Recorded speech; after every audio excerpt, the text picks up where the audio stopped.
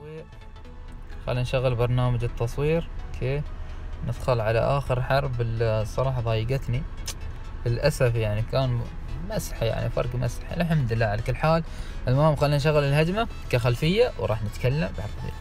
السلام عليكم ورحمة الله وبركاته، معاكم مستر عبود. ايش حالكم؟ ايش اخباركم؟ عساكم تكونوا طيبين ومرتاحين. فان شاء الله بحلقة اليوم راح نتكلم عن كيف اللاعب يستخدم استراتيجية واحدة، استراتيجية واحدة يمسح فيها اكثر من تصميم. فان شاء الله هذه الحلقة راح تفيد تاون 9، تاون 10، تاون 11، تاون 8، تاون 12، حتى لو كنت تاون 13 هذه الحلقة بتفيدك. فان شاء الله حلقة اليوم تنال اعجابكم، واذا عجبتكم حلقة اليوم لا تنسونا من اللايك والاشتراك ونشر الحلقة عند ربعكم.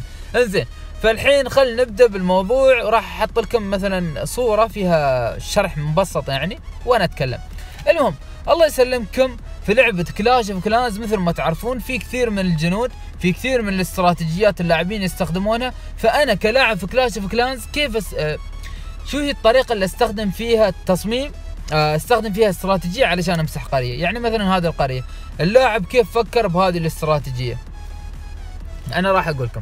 فالشيء الاول الله يسلمكم، انت كلاعب في كلاش اوف كلانز اللي لازم تسويه انه يكون عندك استراتيجية جيش ثابت. نعم، جيش ثابت.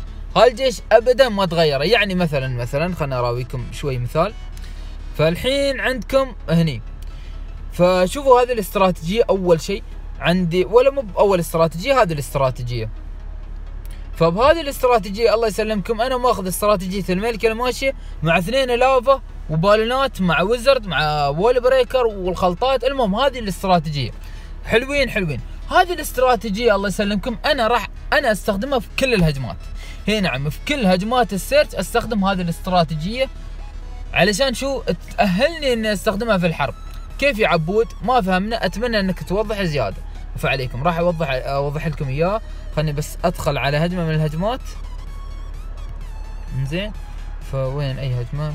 هجمة مودي. زين، فالله يسلمكم الحين انا كلاعب في كلاش اوف كلانز عندي هذه الاستراتيجية، الجيش نفسه ثابت. فكل شوي بهجم فيه، هجمة اولى، هجمة ثانية، هجمة ثالثة، هجمة رابعة، في الحرب، في السيرش، اي مكان، التحديات، دوم استخدم نفس الاستراتيجية، نفس عدد الجيش، نفس الدعم، نفس كل شيء. فانت بعد ما يعني تلعب هذه الاستراتيجية باستمرار، حرب ورا حرب، تصميم ورا تصميم، خلاص انت تتعود على الاستراتيجية. فيكون عندك خبرة كيف هذه الاستراتيجية شو من التصاميم اللي راح تمسحها.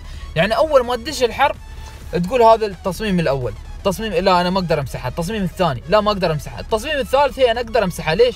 لان خلاص انا عرفت الجيش هذا يقدر يمسح هذه القرية، لان تعودت على التصميم، تعودت على الجيش، اعرف الجنود كيف يمشون، اعرف متى استخدم مثلا البالون، متى استخدم البيبي دراجون، متى انزل مثلا الباولر، متى هل اخلي الامر مع الملكه ولا امشي الملكه بروحها، هل استخدم الامر مع البالون ولا استخدم الامر مع الملكه. هذه كلها لا تقول يعني انا بتعلمها بيوم وليله. يعني انا شفتها في اليوتيوب، مستر عبود عرض هذه الهجمه، عرض هذه الاستراتيجيه، انا بمسح فيها. لا ابدا. يعني مثل ما تشوفون في تعليق من التعليقات واحد قال لي عبود انا استخدم نفس الجيش، نفس الاستراتيجيه اللي انت تستخدمها في الحلقات، ولكن ما امسح.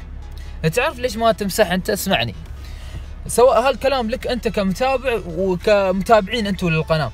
الله يسلمكم هو ما مسح. ليش؟ لانه مو متعود على الجيش، هذا الجيش هو مش متعود فيه. فانت كلاعب في كلاش اوف كلانز علشان تمسح لازم تتعود. اذا ما تعودت، اذا ما تعلمت كيف الجيش يمشي، كيف الجنود يمشون، ما راح تمسح.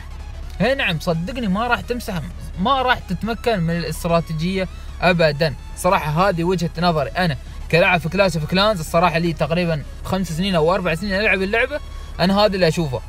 يعني انا من بديت تاون 9 من نزل اللافا وانا كلها استخدم اللافا، فبهذه الطريقة خلاص انا عرفت اذا بستخدم اللافا لازم اعرف ان على كل دفاع لازم انزل 3 بالونات ولا 4 بالونات علشان اكسر الدفاع. انا كيف تعلمت هذا الشيء؟ لاني دوم اهجم بالبالون. وبعدين الملك، استراتيجية الملك الماشية، خلينا نتكلم. انا اعرف خبرتي يعني لاني وايد اهجم باستراتيجيه الملكه الماشيه، اعرف ان الملكه راح تمشي بهذا الاتجاه، ويمكن اذا كسرت هذا المبنى الملكه راح تشطح يمين او تشطح يسار. فخلاص تعودت على هذا الشيء. فانت يوم تتعود على استراتيجيه معينه، اي نعم اذا انت تعودت على استراتيجيه معينه خلاص راح تمسح اي تصميم يجي قدامك تشوفه مناسب لك. فهمت ولا لا؟ اتمنى انكم فهمتوا. اذا فهمت يا عزيزي المتابع، عزيزي المشاهد، اكتب لي بالكومنت شكرا يا عبود، انا فهمت المعلومه اللي انت حبيت توصلها وانا فهمتها. فهذا اللي انا حبيت اوصلها لكم. انت كلاعب في كلاش اوف كلانس خلاص خل عندك استراتيجيه معينه. اذا ما كانت عندك استراتيجيه صدقني انك راح تضيع. اي نعم راح تضيع، ما راح تقدر يعني بتشوف باليوتيوب في وايد هجمات سواء من الاجانب سواء من يوتيوبرز العرب، راح تشوفون استراتيجيات وتقولون ان هذه الاستراتيجيه سهله انا بطبقها، ولكن يوم تطبقها ما تمسح. ليش ما امسح؟ نفس الجيش، جيشي ماكس عبود، نفس جيشك بالضبط، جيشي ماكس، الامر ماكس، الملكه ماكس، بس ما امسح نفس التصميم. ليش؟ لانك ما متعود على الجيش. هي نعم متعود على الجيش، تعود على كيفيه طريقه مشية الجيش، خلاص بهذه الطريقه انت راح تتعود. فالصراحه ما حبيت اطول عليكم بحلقه اليوم، حبيت اقول لكم هذه المعلومه الاساسيه، هذه المعلومات الاساسيه انك كيف انت تتعود على يعني كيف تمسح اكثر من تصميم في الحرب. فان شاء الله وضحت الفكره، وان شاء الله اذا عندكم اي استفسار اي شيء تكتبوا لي اياه بالكومنت. يعني مثلا الحين انت كلاعب تقول عبود عادي، في كذا واحد كلمني على حسابي في تويتر يقولوا لي عبود هذا التصميم شو الاستراتيجيه المناسبه له؟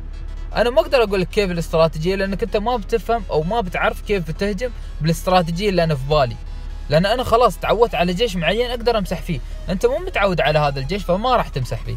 فبس هذه المعلومات اللي حبيت اوصلها لكم. ادري اني تفلسفت وايد، ولكن يمكن هذه الفلسفه تفيد بعض من اللاعبين.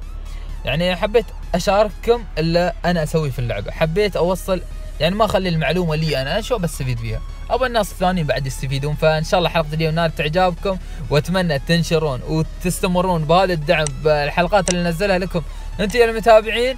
فشكرا لكم الصراحه، وكان وياكم مستر عبود. السلام عليكم ورحمه الله وبركاته. تبون هجمه بعد؟